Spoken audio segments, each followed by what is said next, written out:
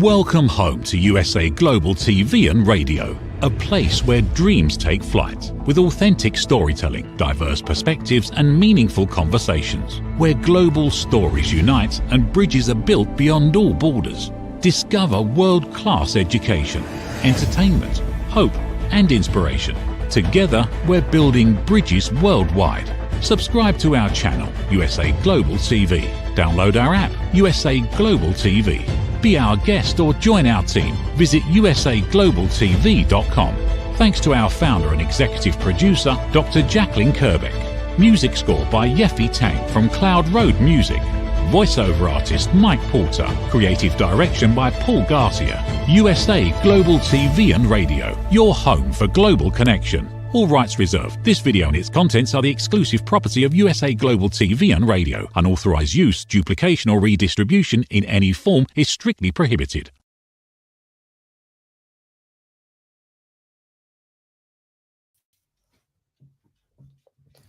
Good morning, good afternoon, good evening, and welcome home to USA Global TV and Radio, where today's show is Authentic Achievements, and it is my absolute delight and privilege to be joined by the fabulous Danielle Fette.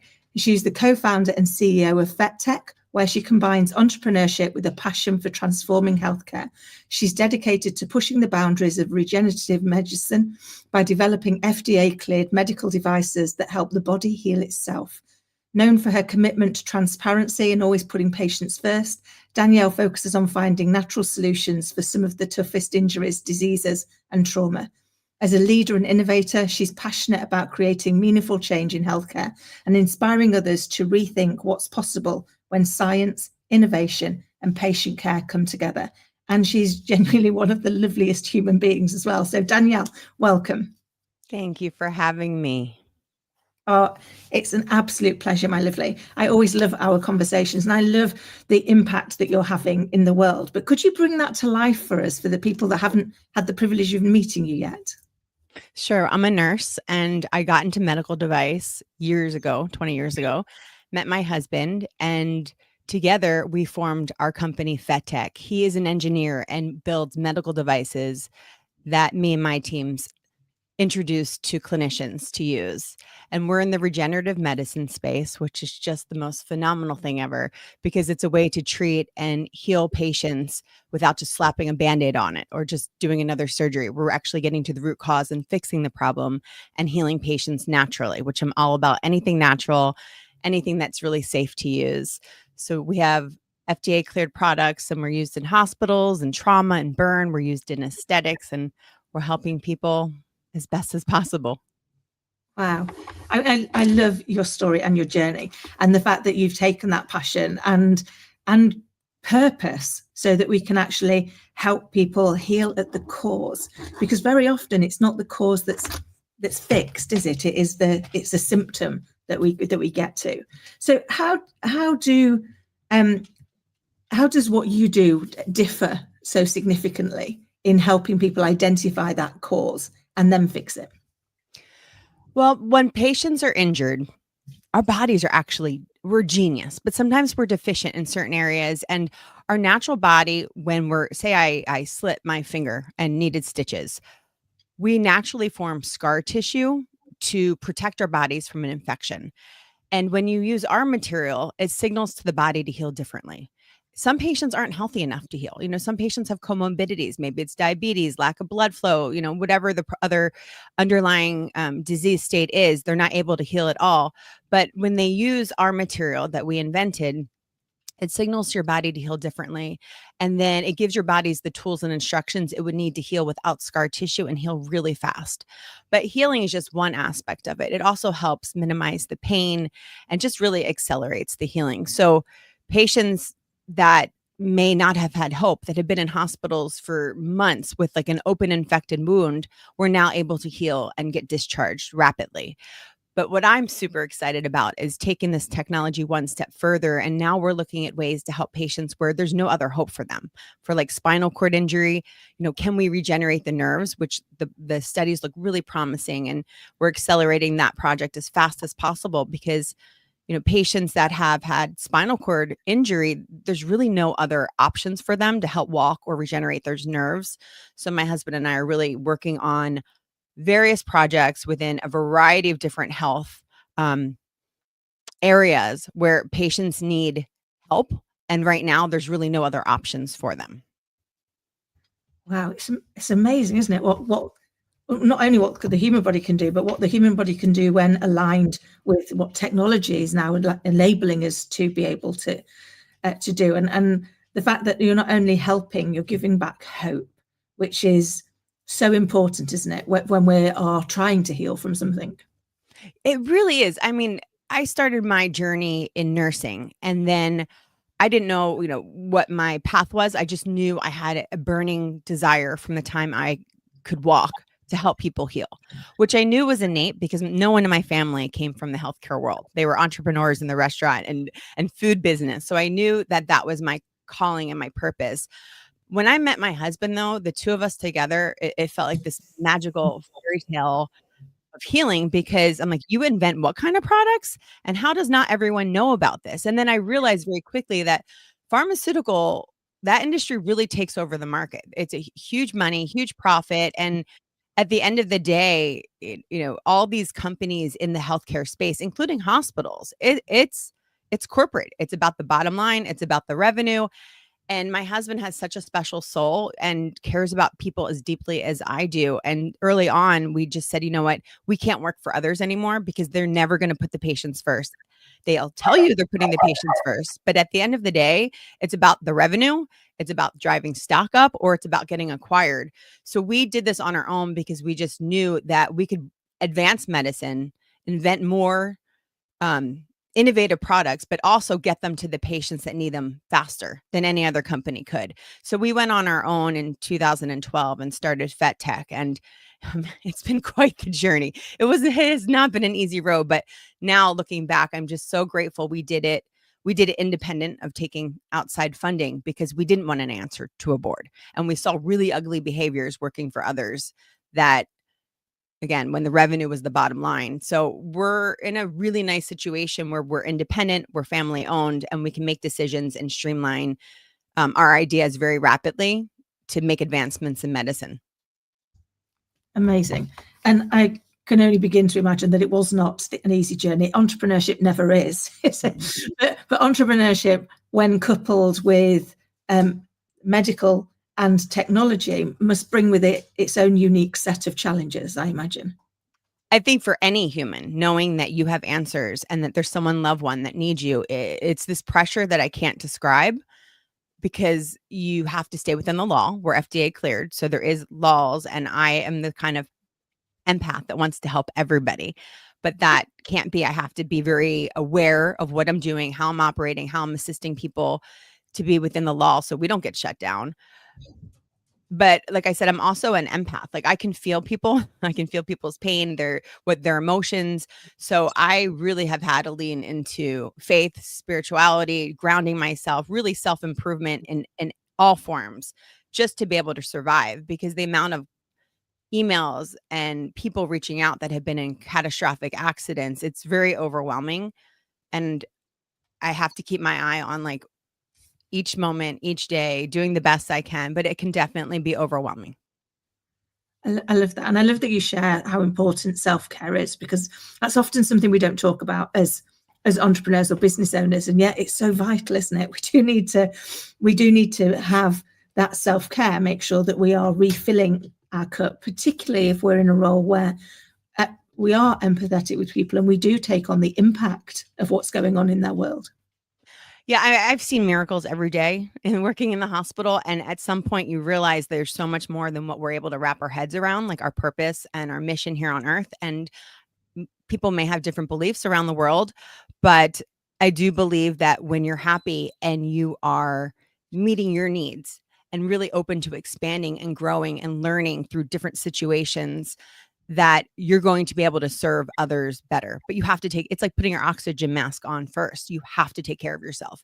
Even in parenting, in a relationship, entrepreneurship, like if you do not take care of yourself, the rest will not follow. You will not feel happy. You will not feel successful, no matter how much money you make in entrepreneurship. So I could preach this all day long. It's lessons that I have learned through trying to muscle through things. But when I paused and realized that to survive in this industry and this journey, that I had to really dig deep and take care of myself, that's when all the doors opened. I love that. And that journey so resonates, Danielle, because I used to be dreadful at self-care. And I never really understood the put your own life mask on first until I had my child. And I realized that actually, if I didn't put mine on, then who would help her if I got hers on it and didn't? So perhaps I'm a slow learner, but it made me then realize actually you've got to be intentional with that self-care and see it not as selfish, see it as actually is important, because if we're looking after ourselves, then we're going to be better able to support those around us. And I'd imagine that's even more prevalent in the kind of work you do, because you're dealing with people who need such help and they need such care. Mm-hmm. And mind, body, and soul works all together when you're talking about health. So no matter how successful we are, if I'm sick or if I develop a disease, I'm not going to be able to serve and fulfill my purpose of helping more patients heal. And I did have some struggles with health issues that got me on my knees and said, okay, what do I need to change in my life? And it could be simple steps, whether it's really hydrating and drinking enough water and prioritizing sleep, or taking 30 minutes to yourself unselfishly, like being okay with taking 30 minutes to do whatever you need to feel better. But I was forced to have, and I think a lot of people are that lean into faith and spirituality a lot. It's because you've been forced to have no choice but to do something different than the way you've been doing it. And it's really, it's not only helped me in my health, but it's helped my team and it's helped our business. I think you're right. It very is often when the platform you're on is burning that you have to find that other platform, or you lean into everything else that's around us, as you say, spiritually, mentally, physically. It's the whole combination, isn't it, of making sure that we are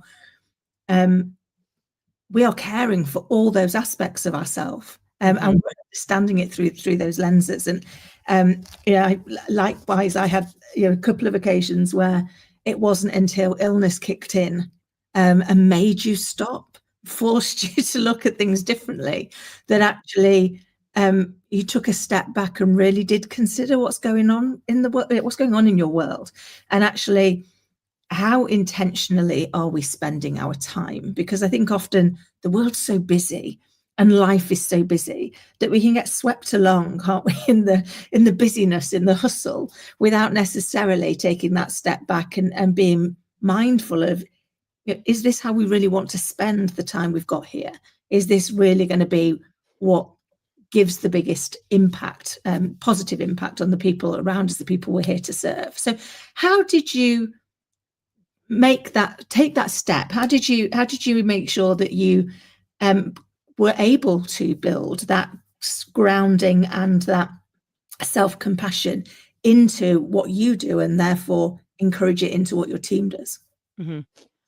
I started just soul searching. I'm going to have to during COVID, we had discovered that the product that we put into patients had antiviral properties, and one of them was with enveloped viruses. COVID is an envelope virus. So here we are, the world shut down, and we discover through our testing that you could potentially inhale our product and treat COVID as people are dying left and right. And I remember being on my knees in my closet, which I am recording in right now, and crying and praying, like literally praying, like, I surrender. Like, what am I supposed to do? There's people dying. We lost our best friend to COVID in the hospital. Like, I could have helped him. And it was just this overwhelming feeling. And I just had to like breathe and realize, okay, there's something greater than me here. Like, the fact that this is happening to us and our product can help people heal as incredible as it could, and I just surrendered and was like, what can I do? Talking out loud to whatever you believe in, whether universe, God, something. Like, I know that we didn't just stumble upon this for no reason. And I want to serve people as best as possible. So I'm going to follow your lead. And whether it was a podcast, a book, a meditation, a certain workout, I made a commitment, and every single day I'm working to expand and get better, to learn myself more, to be as authentic as possible. And that word, it's hard because sometimes we think we're being authentic, but we have trauma. Everyone has trauma from childhood or that we're not aware of. And, kind of releasing that. So I wasn't as timid to like put on an act or say what I thought other people wanted to hear and not be a people pleaser and just be so true to who I am so that I could help as many people as possible. And then with my team, it just kind of trickled down. I started attracting different people to the business, different business partners, different employees. There was a different quality of person because I do believe that like attracts like. And when you come from a place of more grounding, more confidence, and less desperate, look, when you start a business, you want to make things happen and it's really scary. There's little money involved and you know time's a ticking and you have to make things happen. And there was a period of time I was attracting people that and today I would not even talk twice to them, but it looked like good opportunities. They may have had an in, they may have had whatever it was, the background that I thought we needed. Instead of listening to my gut, listening to myself, I kind of looked at the dangle carrot and was like, oh, that looks like a good opportunity. But now that I'm more grounded and I'm pausing and I'm listening to my emotions guide me, I'm able to make clear decisions. And I'm a big believer in if I pause to make the decision, making no decision is a lot better than making the wrong decision. Because in the past, before I got more spiritually evolved, if you will, I would rush into a situation super eagerly excited for the outcome. And then I'd be like, oh, I just made a horrible decision. And now I'm trying to backpedal out of this business decision. So I've really learned to just go a little bit slow and steady wins the race. It's a marathon. It's not a race. And I'm really trying to enjoy the ride, enjoy the little steps in the right direction instead of putting my eye on the prize for the end result. Because then you get to the end result and you're like, well, now what? Yes, I love that because I think it is about that going inwards. We have to go inwards to go outwards, don't we? And it took me a long time to realize that. So I was constantly looking outward for growth, for what else I could learn, for what else I could develop. But actually, until I went inward to realize what I already had, that I wasn't using, that I wasn't being honest about because I was afraid of what people might think or wanting to be a people pleaser, you suddenly realize you're the one causing your life to go off course, aren't you? And actually, when you take that moment and just pause and listen to what's really going on within, to all the bits, then you're right. We do. I think what we put out comes back. The energy changes, the people change, and all of a sudden, things just seem to fall into alignment, don't they? They really do. I'm so proud of the people I surround myself with now. And they say you become like the people you surround yourself with. We have a very lean team. We structure it like that on purpose because I believe in overpaying and getting people that have so much heart and soul and so much potential where your morals and values are aligned. And then those people can run circles around a huge team. But when you have a small team, you can expedite things quicker than if you have, it's like having too many cooks in the kitchen, even though I don't cook. That's probably a horrible analogy. But if you have too many people with too many personalities, it stunts growth. And that was my frustration working for other companies.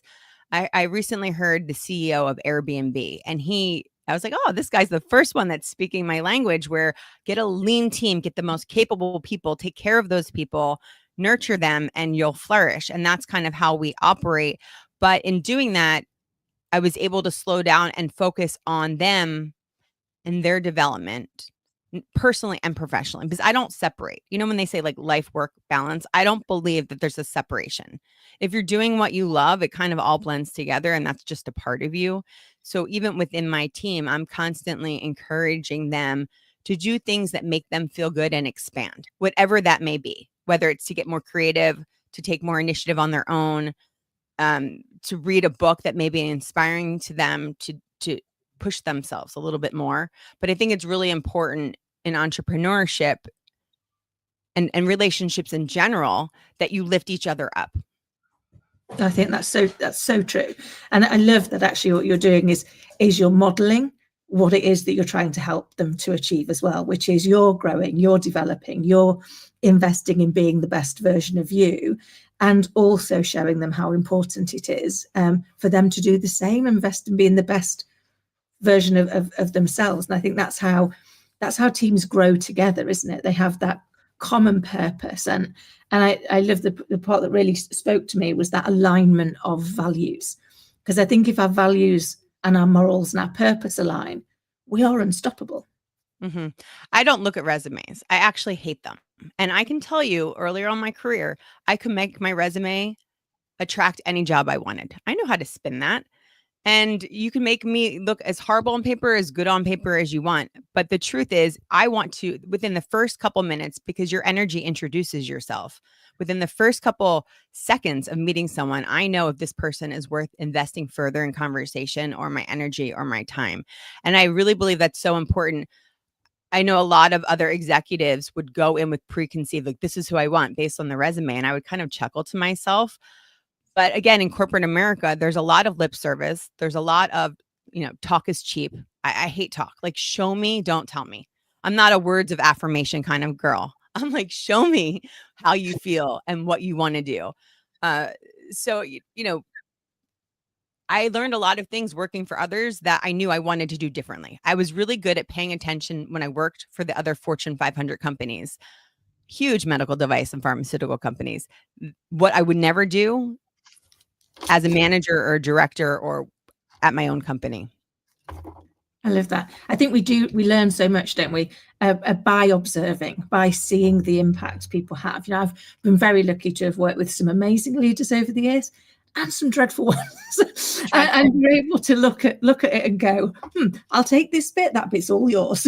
It's like, yes, you can keep that. And I think it does help us shape how we're going to be and who we're going to be as a leader when we step into who we are. Mm-hmm. And I think for many years, I was in corporate in the UK and in financial services, and kindness it wasn't a skill that anybody thought was particularly solid. Neither was curiosity. And yet actually kindness and curiosity, in my experience, are the things that open the world up for us. They allow us to learn more without judgment. Because when we're curious about what somebody else knows, when we're curious about what happens next, we're not passing judgment. We're just interested. How important do you think things like curiosity and kindness are in your team? Oh, I think it's key, but I also think in the corporate world, it's looked as a sign of weakness. So you can be kind and you can be curious, but you can also have very strong boundaries and be very strong in your role. And I've watched peers change who they are in a corporate environment versus a personal environment. And again, getting back to being authentic, I think it's so important to know who you are and be able to treat people equally. And anyone that knows me will tell you, I don't care if you're the janitor or you're the king. I'm treating you the same way. I either like you or I don't. I get vibes on people, but I give everyone respect. We're all here on round trip tickets. We're all here and we're all going to leave one day. And I want to treat others the way I would want myself and my family to be treated, period. So I would never have anyone work on my team, no matter how skilled, no matter how good, if they didn't desire to learn and grow. It wouldn't be inspiring for me. So if they weren't curious, I wouldn't be inspired to want to work with them. And if they weren't kind, there would be zero chance, because I'm kind and they represent our company. So I need to trust, I don't micromanage, that they're my voice and they're the reflection of our company when I'm not around. Now, look, for other people, maybe kindness and curiosity is not important. So you're not going to hire those kind of people. But to me, it is crucial, absolutely crucial. I love that. This is why we get on so well, because we are completely aligned on this. And I think for me, we have, with so many of these things, as you say, kindness and curiosity were often seen as we badge everything, don't we, with the soft skills, which always makes me smile, because it's like, if they're really soft skills, why do so many people find them so hard?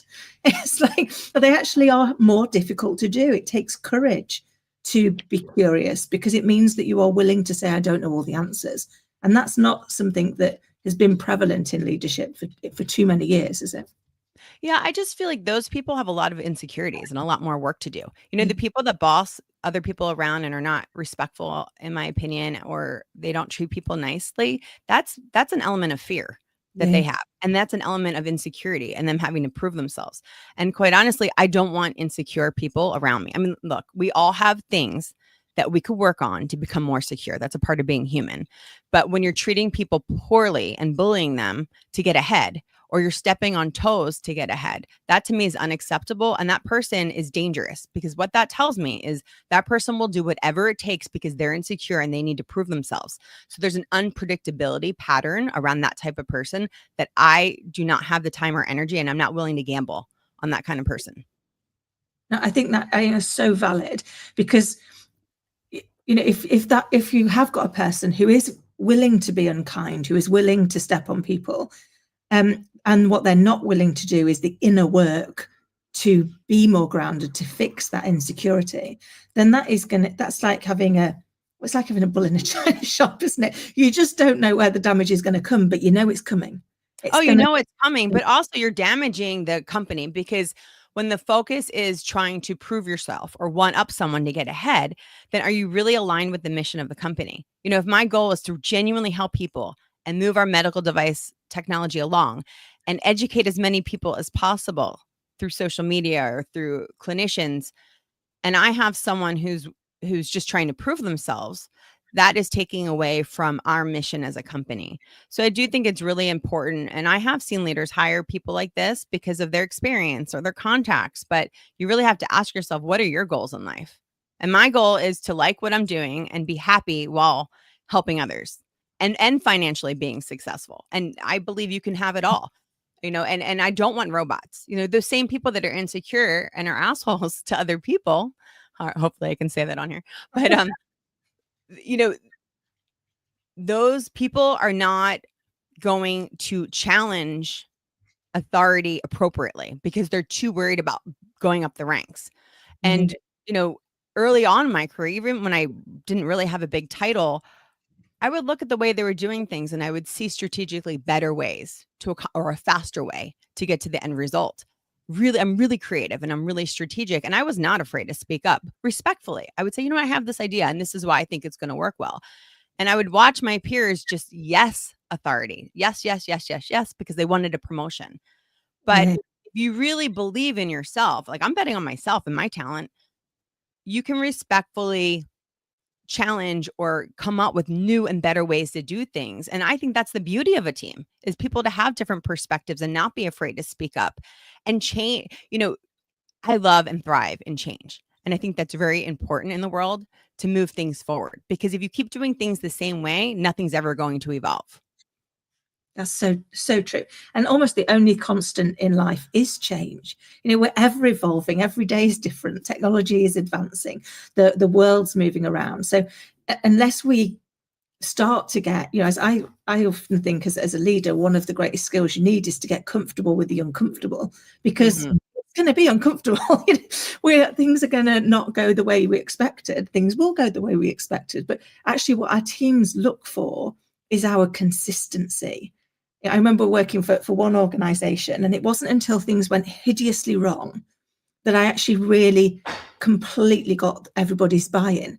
And they said that was because when I first started, everything went well. So they were like, well, it's all right for her to be this kind and this happy, when we're on the happy path. But let's see if she changes when things go a little bit askew. And the fact that I didn't was when they went, oh, this really is who you are. I was like, yeah, this really is who I am. And it's going to be the consistency of what we do that helps you build that trust, that stability, that psychologically safe space for our people to flourish. And by return, because we get our energy from their energy, for us to flourish. Would you say that's fair? Oh, I love that. I think one of my biggest superpowers is being uncomfortable, and being totally okay with making a mistake and owning it. And that stems from me being dyslexic. Growing up, I knew how smart I was, but reading and writing is extremely challenging for me. So I spent my younger years in school constantly feeling embarrassed and trying to figure out how to fit in and not feel less than everyone else around me. All my friends were so smart and they could read. And then I realized, smart comes in different packages. I can't take a test. And I really had to finagle my way through university. Luckily, I played sports, which got me in the first place. But I have no shame in my game. Like, I am so comfortable with saying, I have no idea, but you know what? I'm going to find out because I'm so resourceful and I know how to get the answers and I know how to figure it out. And I'm used to failing and I'm really good at picking myself up. And I love that about me. I wish more people were comfortable with trying and being okay with messing up. I think, like I said, I think it's just a superpower from growing up and being dyslexic, but it's definitely helped me today. I love that, because we do all have strengths in different spaces, and often the way we're driven in society doesn't allow us to feel whole if we're not the same as other people. And it reminds me of a story about Henry Ford, he took the Chicago Tribune, I think it was, to court for libel when they basically were telling everybody that he was an uneducated buffoon. And while he was in that particular court case, and they were asking impertinent question after impertinent question, he eventually got very frustrated and said, can I just say, I've got this wooden box on my desk, and at the press of a button, I can summon to me somebody who can give me the answer to any question I could possibly want. So why would I need to crowd my brain with that knowledge? And at that point, he won, because they realized that that's not the answer of an uneducated buffoon, but quite an educated man who clearly knows. And I love that with your natural resourcefulness, you're able to do that. You're able to take all the skills that you've got that make you you and utilize them to bring in the right people that are going to be able to give you the information that you need. And actually where your skill is in orchestrating that strategy, in kind of gathering the right resources around. Would that be fair? No, I think I'm not sure Different. if we've lost. Yeah, we're not meant to all be the same. And what is unique about you is your superpower. So if you find out what am I different at than everyone else? How am I different? And then you tune in on that and use it as a superpower. That's what makes life so beautiful. But the problem is with social media, we're constantly comparing ourselves to the snippets of other people's lives. You know, we all put on social media what we want to portray of ourselves. And that's just like one sentence in a whole book. And then we're trying to keep up with everything we see on social media. And that noise can really be damaging. I had to learn how to put that away, because I would compare, other companies and where they were at. And I'm like, oh gosh, I want to get there faster. And it's just really important to pay attention to all that and not compare yourself. Even in parenting, the one-up game, like, oh, well, that kid's playing soccer all year round. Maybe my kid's not. Maybe we're going on vacation. Oh, my kid's going to be left behind. And it's just so easy in today's day and age to get lost in keeping up or being cookie cutter like. But we're not meant to be on this planet to be cookie cutter like. That would be so boring if we were all the same. It so would. I mean, it would just be the dullest thing, wouldn't it? We wouldn't learn anything. We wouldn't grow. And as I say to my little girl all the time, that our job in life is to be a better version of ourselves every day. Not a better version of anybody else, not better than anybody else, but how was I yesterday as me, and how do I improve that today so that I can add more value to the people that are in my world, that are either people that I'm serving or family and friends, or the people that are around me. I said, because we need to understand that actually we are meant to be different. We are all perfectly imperfect. And actually that imperfection very often, as you said, is our superpower. The bit that makes us different is the gift we've got to share with the world. So how do you take that first step? Or how did you take that first step to going, actually, I'm gonna fully own who I am? I love the statement you made, there's no shame in my game. I think that's amazing. How do you get there? I mean, I'm not as confident as I desire to be. It's something I'm always working on. There's no shame in my game as far as owning when I make a mistake or I don't know something, because that's just the way I grew up. That's the way I was programmed. But there are other insecurities that I may have. I want to make people happy. So I've had to learn on social media, there's going to be people I can't please. If I'm just fully myself, I'm going to attract the people that need me, that need my services, that need to hear what I have to say. And it's just like reprogramming. But I also do work, meditation. I do like hypnotherapy stuff on different apps just to reprogram my brain, because subconsciously I know there's stuff lingering in there that could be holding me back. And I really want to see the best version of myself. And when I start doing that work, the meditation, the hypnosis, the self-help, anything, whatever you call it, I do see quicker pathway to where I want to be in business. Yeah. But I don't think anyone is 100% confident in every area of their life, but I'm slowly picking away things that, okay, I'll give you an example. Social media, Instagram. When I would do a story, I would shoot the story like 7 times. And then my brain would be like, is that okay? Am I going to offend people? Did I sound right? Did I get the message across? And then I realized the first take, whatever comes out of my mouth, that's what I should be posting, because that's authentically me without trying. And you know what? My engagement went up and I could feel the audience relating to me more than when it was contrived and I was trying and practicing. So just like little things, the more you can be yourself, the more people crave realness. There's so much fake baloney out there nowadays that I really think that the people that are going to get ahead in life are going to be as real and raw as possible. I love that. I so agree. I think, the thing that people are craving more and more is connectivity. And that to feel connected, you've got to trust if the person is who you think they are. And it made me smile when you were saying about your Instagram. I'm so been there. One of my 42 takes of saying something that's like, just send the first one out. Nobody cares if your hair looks okay or if the sun was in your eyes. It's whether or not the message resonates. It's whether or not actually the energy that you're putting out through it is going to be received in the way that you want it to be received. And I think you're right. I don't think there is anybody that is 100% lacking in any self-doubt, but I think that probably wouldn't be very healthy because you've got to be able to continue to question, to continue to grow, so that you keep that perspective, don't you? Yeah, absolutely. And I'm always trying to push myself, like wherever I feel insecure or uncomfortable, I'm like, I'm going to try that. I don't even, it feels so scary. I mean, and I don't mind speaking, but like my first podcast, I was so worried about what I was going to say and how it would come out. And I made myself, and it was a big radio show in New York that I did. It was my first one. I have no idea how that became my first one.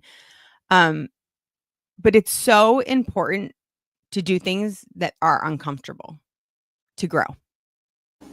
It's so true. Yeah, as I say to Scarlett, we go through what we grow through what we go through. But you've got to go through it. You've got to be present. You've got to push yourself into those areas where you're like, why am I doing this? How am I going to? Because I'm very conscious that she's watching. So if I'm not willing to put myself in uncomfortable positions, in places that are going to force you to grow, then I'm teaching her to stay small as well. Totally. I mean, that first podcast, that was live from New York, and it was on iHeartRadio, my first podcast. And then they started with, okay, we're going to put a prompt, read about yourself and for your intro. And I can't read. Reading is really hard. So what I would do if I was not live was I would like read it very, very slowly and have it memorized. And then I would have pretended I was reading. So I had to tell them, like, listen, guys, I'm dyslexic. I don't think you want me reading this. Can I we figured it out. But it was a really healthy experience. And I think being honest on air was the greatest thing ever, because guess what? 1 in 3 or 1 in 5 people are dyslexic. And there's a lot of other people out there like, oh, I can't read that well either, or hiding behind that. And I think being authentic just helps everyone else. It normalizes being okay with not being great at things. I love that. And I love that whatever, you find a way through, you find a connection.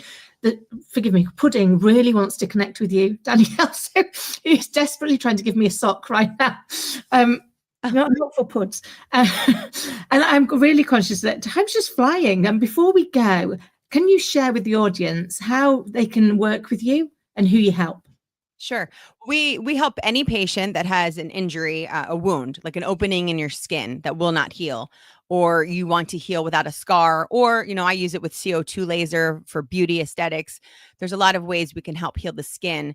Go to our website fettech.com and you can look through our different companies and reach out that way. I try on my social media platforms, Danielle Fette, to get back to everyone, but keep in mind this is a medical device, so you do need a prescription from a doctor, and we just do our best to help everyone. And I can't thank you enough for coming on and sharing all your insight and your inspiration around how we actually reconnect to self and use that to shine our light in the world. Thank you so much. Thank you for having me. It's been a pleasure. I look forward to our next conversation. And to everybody listening and watching, I hope you found today's episode to be as insightful and inspiring as I have. And until next time, take care. Every woman carries a story of strength, of purpose, of light. Through her courage, the world is transformed. Through her grace, generations are inspired. This is Iconic Women. Within every woman lives a goddess, a celebration of brilliance, beauty, and empowerment. Join us every Wednesday at 11 a.m. New York, 4 p.m. London time, only here on USA, Global TVR, and radio. Featuring the iconic Dr. Jacqueline Kerbeck, honoring voices that shine across the world. Subscribe to our YouTube channels, USA Global TV and Dr. Jacqueline Kerbeck, to watch and engage with all our content. World-class education, entertainment, hope, and inspiration. Ever dreamed of hosting your own TV show, sharing your story with a global audience? Now's your chance to shine. At USA Global TV and Radio, we make it easy for you to create, host, and broadcast your very own TV show. Whether you're a storyteller, entrepreneur, or industry expert, we help you bring your vision to life. With our exclusive interview, live streaming, and podcasting training, you'll gain the skills and confidence to captivate your audience. Our global platform ensures your voice is heard worldwide. Join our community of creators who are already making an impact, one show at a time. Step into the spotlight. Host your own TV show on USA Global TV and Radio. Book your discovery call today at usaglobaltv.com. Copyright 2025 USA Global TV and Radio. All rights reserved. Terms and conditions apply. To learn more, visit usaglobaltv.com. Thank you, viewers and listeners of USA Global TV and Radio, for joining us today. We're honoured to have your time and attention as part of our global community. At USA Global TV and Radio, we believe in the power of authentic conversations, meaningful connections, and creating a world of possibilities together. Want to be part of something bigger? Join our team of elevated listeners at usaglobaltv.com, a space where your voice matters and your ability to listen transforms relationships. Stay connected with us across all our platforms for thought-provoking discussions, expert insights, and empowering stories. Subscribe to our channels at youtube.com/c/USA Global TV. Follow us on social media and explore the endless opportunities we're creating for growth, learning, and inspiration. Together, we're not just broadcasting. We're building bridges and changing lives, one conversation at a time. For inquiries, contact us at info@usaglobaltv.com. Music by Johnny Dies. Produced by Executive Producer and Director Dr. Jacqueline Kerbeck. Voiceover by Mike Porter. Creative Direction by Paul Garcia. All rights reserved. Copyright 2025. Visit usaglobaltv.com to view our full terms and conditions.